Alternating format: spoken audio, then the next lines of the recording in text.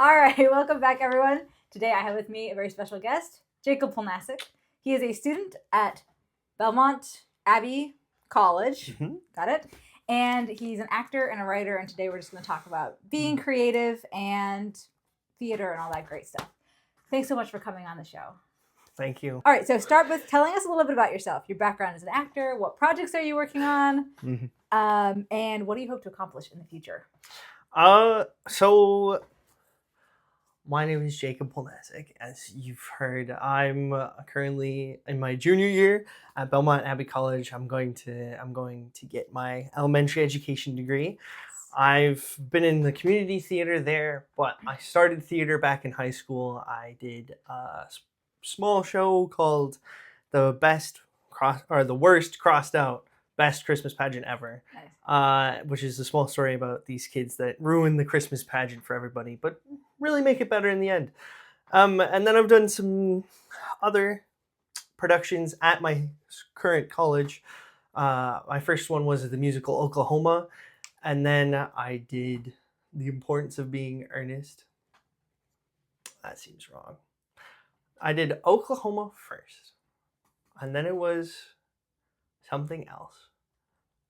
And then it was Murder on the Orient Express. And then it was 1776. And then it was The Importance of Being Earnest. And then the Joseph and the Technicolor Dreamcoat was my last musical that I was in. I didn't really have a big speaking or singing role, but I helped in the background with them. Oh, cool. Helped move the props around, make sure everything was set back up for the beginning of the show. And that was a lot of fun to be part of still. Just to be in the theater, I think it's a great time. And then the next production that I'm going to be a part of is Scapino, an Italian soap opera with themes and funnies like Looney Tunes. Fantastic. It's going to be fun. Awesome. So, okay, let's talk about what drew you to acting. It looked like a lot of fun when my siblings did it. I remember watching, there's this CB Productions was a high school play production company that did when my siblings were, and that's what I did when I did best Christmas pageant ever in high school. Oh, really? And that was really good. And I remember seeing two shows that really are stake in my memory. And there was one guy, his name was Mariah, and he played these two characters for those shows, and I loved both of those characters, and I was just like, I want to do that because that looks like so much fun.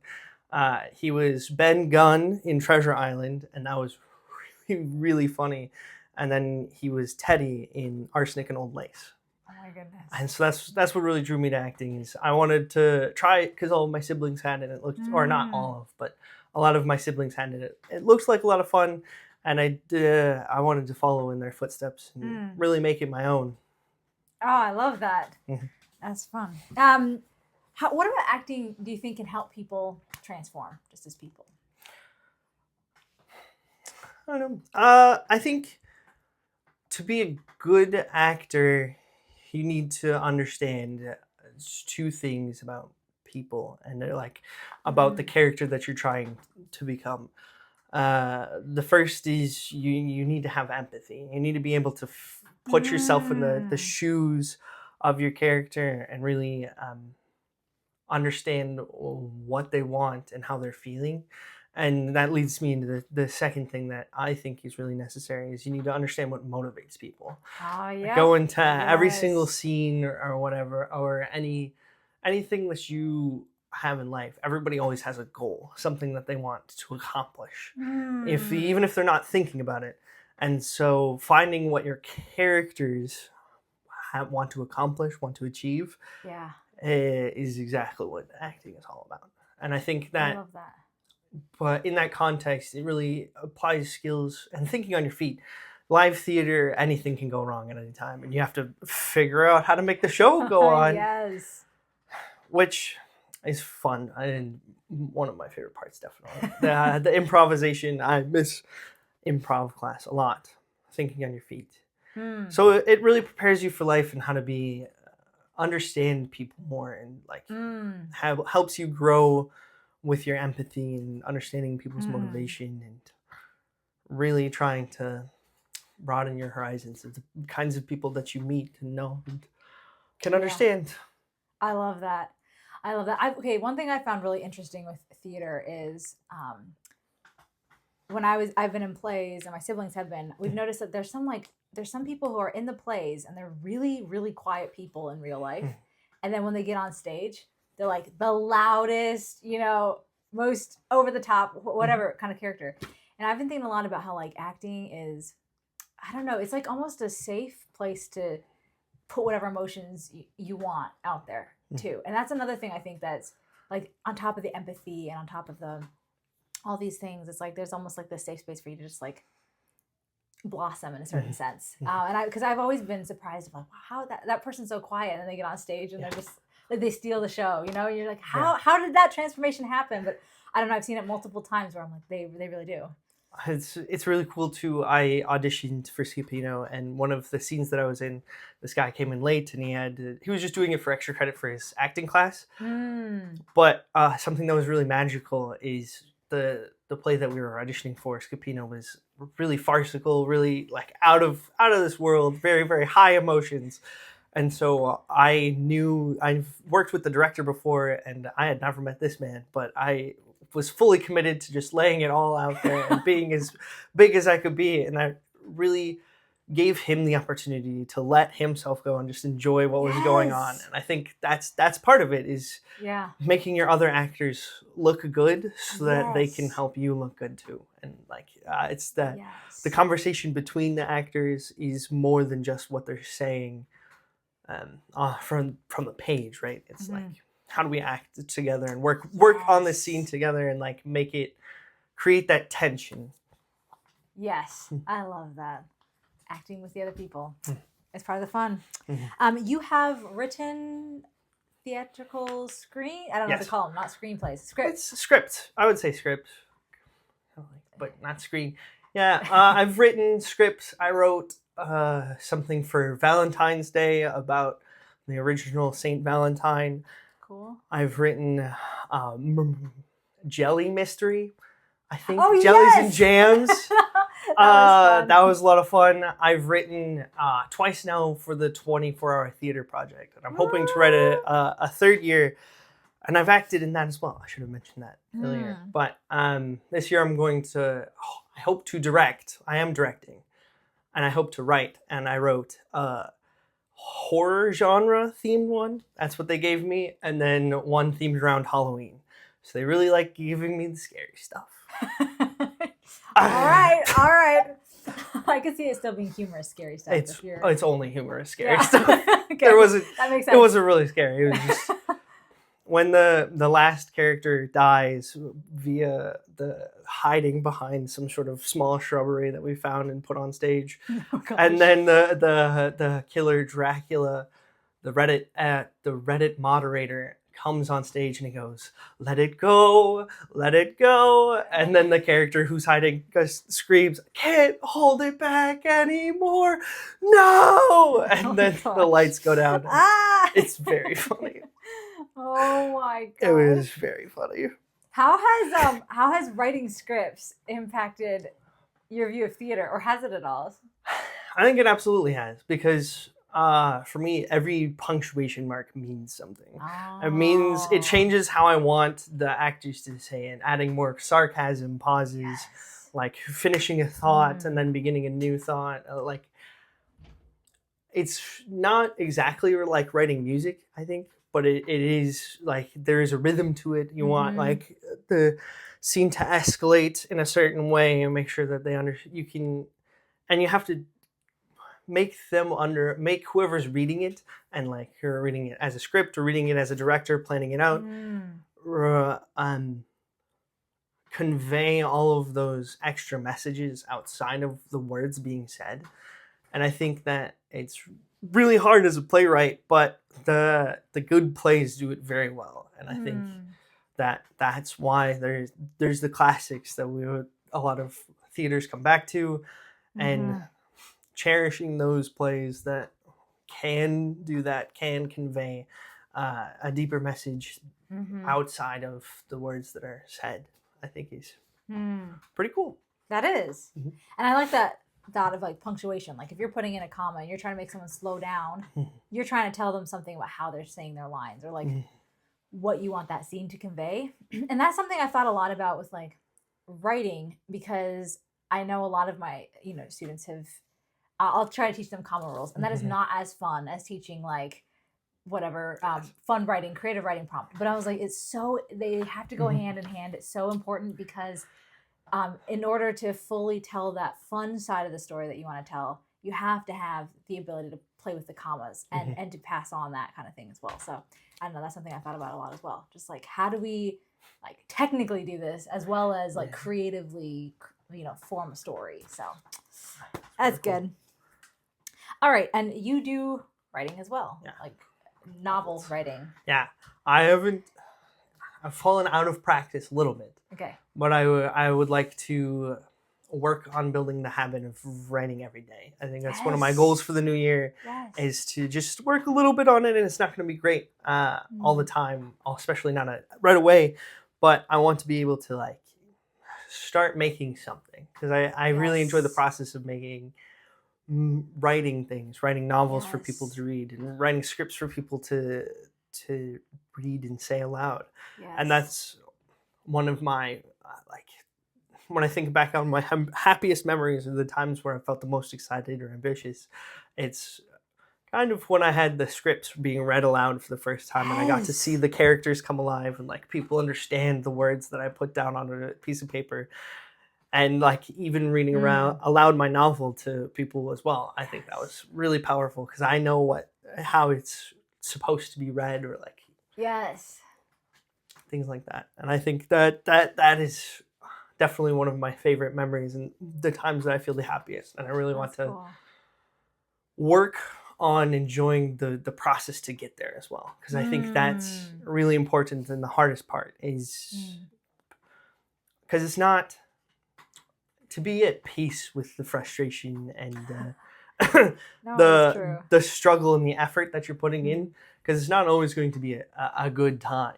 But to really be at peace with, this is what I'm doing, this is a part of it, and I enjoy the end goal. So let's try to be at peace and enjoy the path. I love that. Yeah, I think it's hard as a writer.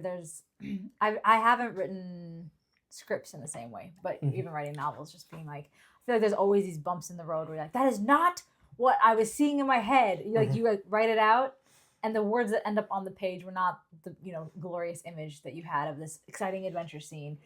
But just being like, that's okay. This is how we get to that. This is how we get to the point where everyone else is able to see that amazing storyline unfolding in my head. It takes a lot of time and it takes a lot of energy, but it's so worth it, like you're saying. You want to talk a little bit about what's your writing process like? I really like to start with playlists. Oh, yes. Awesome. I really enjoy the process of what is the feeling that this scene has for me, and how do I create a set of songs that convey that feeling to me, so that I can be feeling what I want the characters to be feeling as I'm writing out what they're... Which is exhausting. Because at least for me, I wrote, and I remember like writing this really sad scene, or like this really sad short story that I was doing, and then I like stopped for a minute and I was like, I just need to take a break. I just need to take a step back. But this is fun. I like what's happening. It's just a lot. Okay. Because I think that's definitely my writing process, is feeling the feelings that I want the reader and the characters to feel.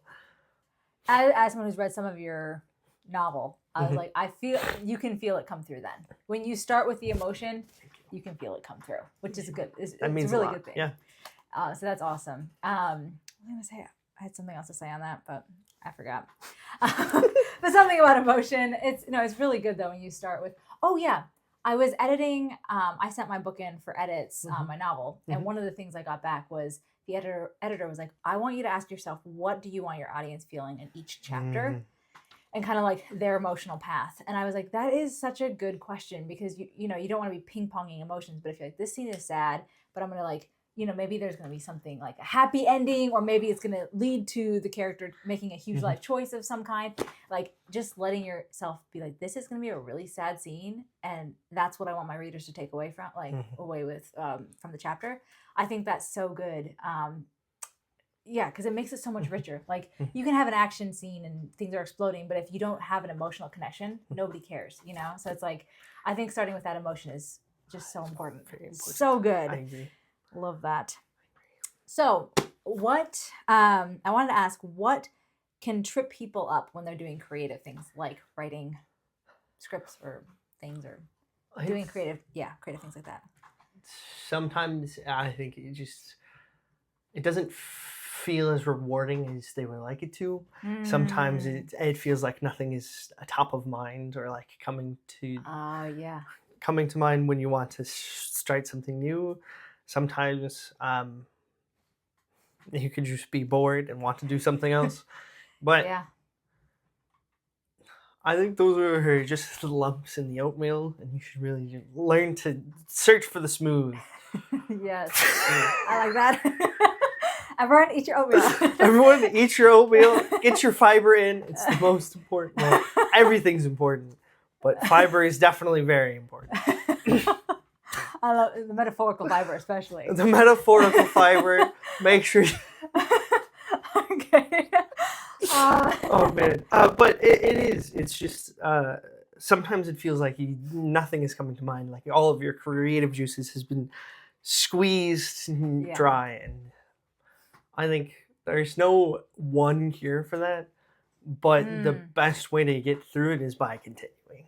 Yes. Start by starting. I like it. I want to put that on a t-shirt. Yeah. Start by starting. I won't be the first person who has said that, but it reminds me a lot of something Van Gogh said, where he was like, if you think you can't paint, and then you'll figure out you can. And I was like, I mean, he did it, and it worked out for him. But I think that's the thing. Sometimes I found that I've definitely felt this in writing too, where like I'll sit down and I'll be like, I don't have a story today.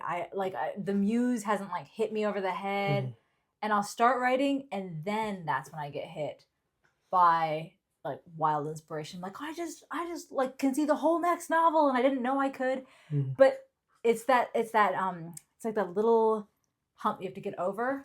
And once you break through that barrier, that's when like there's a ton of creativity on the other side. When you sit down and you don't feel like it, and so I love that. What's the next question? Okay, what books and plays have really inspired you, and are there any you would recommend for people? I really like the book Treasure Island. I think it's so interesting. I like the interpretations that have come out throughout the years, like Treasure Planet. And like how that story is it's so true of like the boy's heart for adventure. Yeah. That it can come through even if it's the Muppets telling it. Or that's a good one too. Muppets Treasure Island is a very good movie. Or a Treasure Planet. And I think that adventure is something that I seek, and even though my adventure might not look like the next person's, I can still like think about Treasure Island.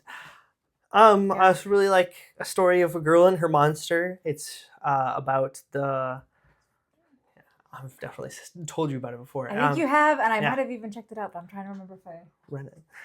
It's about the youths being taken advantage of in London, and they're small enough to go inside the chimneys to sweep the chimneys, and it's about that. But it's a really sad book, and I think even if it's a sad book, it was really well done in a way that you could still enjoy reading it. I don't know how else to describe that emotion, but it's sad while being enjoyably sad. It's a good kind of sad. And then a play that I really like is Antigone. Ooh. It's some people might say it's a little bit boring or a little bit bloody or something like that, but I think they just don't understand. It's about this girl, and it's really about this uncle, her uncle. It's not about Antigone, even though her name's on the front of the play. It's about how her uncle is trying to take power. And then, of course, Shakespeare plays are always winners. I remember when in my freshman year, my college was doing Romeo and Juliet. And I think I saw Romeo and Juliet, which was about 2 hours in length, because they added like some dancing and party scenes to the soundtrack of Prince. So it was all Prince songs, and it was really good. Really, really good. I saw that like 3 times in one weekend. So that's 6 hours of Romeo and Juliet. Yes. It was a lot of emotion. Yeah. But it was very, very good. Oh, that's such a good one. I loved it so much. That's actually the one we read to test out the mics. Really? Yeah, we were like, Romeo and Juliet for the win. It just never gets old. It doesn't. Never gets old. It doesn't. So, yeah, those emotions. Again, Classic Shakespeare story. did a good job with the emotions too. He knew what he was doing. I was like, I'm invested every time. All right. What is one piece of creative advice that you would like to share with the audience? I would like to return to start by starting. It doesn't matter who it's for. It doesn't matter why you're doing it. It doesn't matter really what story you're telling. But it matters that it's your story, and it matters that you're creating it. And I think that goes for like any kind of art form. Drawings, video games, like creating a video game. Clay. If you're a potter, I think that your pots can convey a piece of you that. Yes. And I think that that brings peace to your life, really. Is start by starting, because if you're creating art that comes from you, you're in touch with a part of you that I think is really important. Yeah. I'll go off, like, I think there's also something like when you share a part of yourself and then somebody else picks up that piece and is like, I get this. I don't know. There's something really cool about that. Just being like, there's like, it's so satisfying on your own side, but then to actually be able to share that with somebody else and have them almost experience that piece as well. Like, I'm not alone. I get that thing too. It's beautiful. So awesome. Well, good advice. Well, thank you so much for coming on the show. Again, thank you for having me. Awesome. It was a very good time. Roll shoulders back, lean forward. Keep writing. Keep up the good work. You too. Hello, random citizen. I love you, random citizen.